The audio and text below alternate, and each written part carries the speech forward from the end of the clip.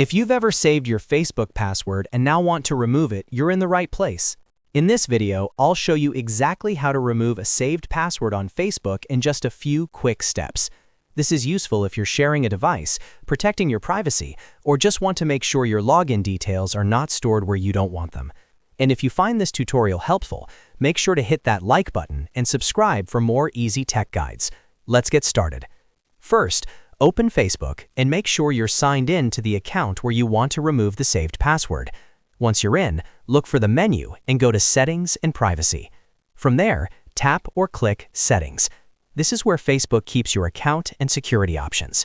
Now scroll until you find Password and Security and open that section.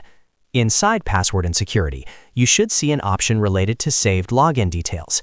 Look for Remove Saved Login Information and click it. This step tells Facebook to stop keeping your login details saved on that device or in that browser. If you're using a phone or tablet, the layout may look slightly different, but the option should still be in the same general security area. If you don't see it right away, take a moment to check carefully through the Password and Security menu.